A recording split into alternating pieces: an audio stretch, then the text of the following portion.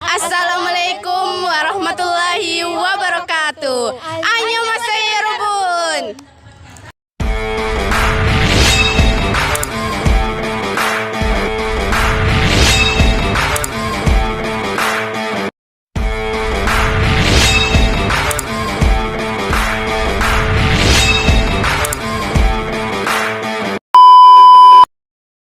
Hari ini kita berada di Universitas Negeri Makassar, tepatnya di Fakultas Ekonomi dan Bisnis. Saat ini, Prodi Manajemen sedang melakukan kegiatan Manajemen Day atau Dies Natalis yang ke-26. Nah, hari ini kami akan melakukan wawancara dengan UMKM yang berpartisipasi dalam kegiatan ini. Stay tune! Assalamualaikum warahmatullahi wabarakatuh. Kami dari kelompok 5 akan melakukan wawancara bersama dengan Ibu siapa? Ernawati. Akan mewawancara Ibu terkait produknya Ibu. Jadi pertanyaan pertama yaitu apa yang melatar belakangi usaha ini terbentuk Ibu? Tabe. Awalnya sih pernah ngikut pameran, terus coba ikut jualan nih lumayan. Dari situ terinspirasi, kenapa tidak saya bikin kan? Lihat teman-teman banyak yang jualan minuman, di situ saya belajar bikin minuman, sediakan lain-lainnya. Di situ mulai ikut berbagai macam pameran dan mulai jualan-jualan di tenan-tenan. Iya. Ya, terima kasih Ibu. Terus untuk pertanyaan yang kedua yaitu apakah Ibu selalu menjaga kebersihan dari setiap prosesnya, setiap proses produksinya Ibu?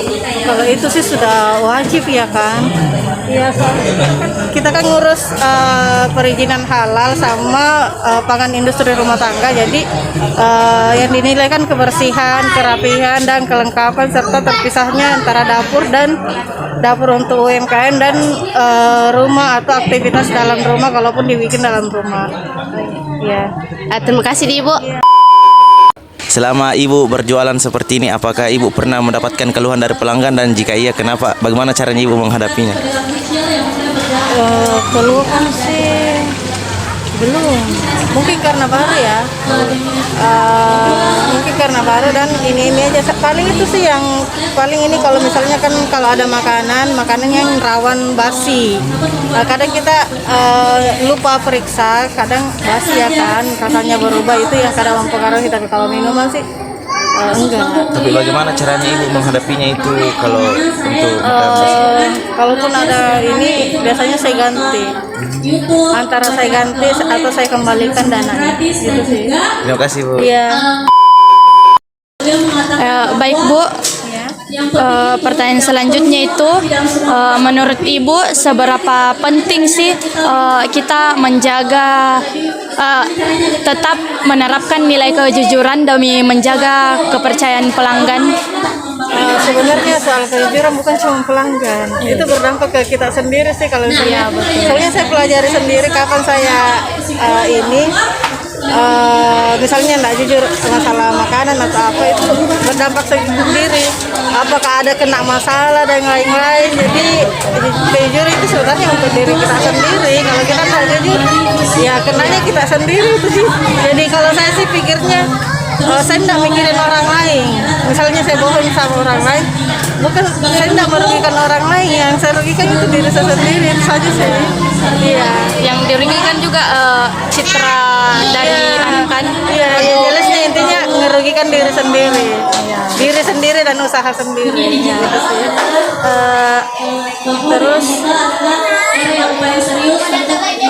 bagaimana Ibu mengatasi perbedaan pendapat di tempat kerja? Seperti biasanya kan ada anggota yang sering. Iya. Bagaimana sih cara mengatasinya itu Bu? Diam aja sih. Ya. Diam aja sih, kadang pembenaran. Kalau sudah menyampaikan pembenaran ini ya paling diam saja dan memaklumi sih. Karena pasti akan kembali ke kita sendiri. Itu sih selama ini yang saya pelajari. Baik Bu, mending diam. Terima kasih Bu. Baik, pertanyaan selanjutnya Ibu, apakah Ibu mencatat semua transaksi usaha Ibu secara rutin kayak pengeluarannya, pemasukannya begitu? Kadang catat, kadang lalai. Iya. Kayak hari ini kan saya enggak bawa catatan, berarti saya enggak catat. Iya. Menurut Ibu, mengapa kejujuran dalam mengelola keuangan itu penting bagi keberlangsungan usaha tak? Kejujuran mengelola keuangan. Jujur sama siapa dulu? Sama karyawan kah atau mungkin sama pelanggan begitu?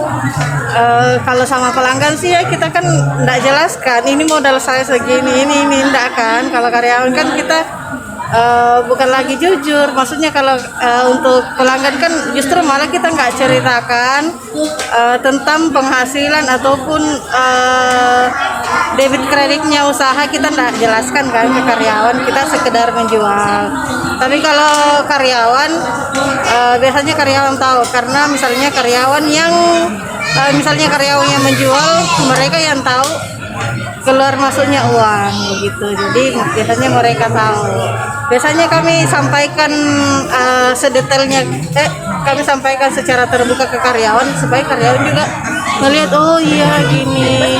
Nanti mereka mau bayar apa saya kalau misalnya ndak ini kan, misalnya mereka motong, misalnya jualnya 10 dilaporkannya 5, ya kan. Kalau karyawan ndak tahu modal kan, iya itu sih. Mungkin itu saja Bu, pertanyaan dari kami.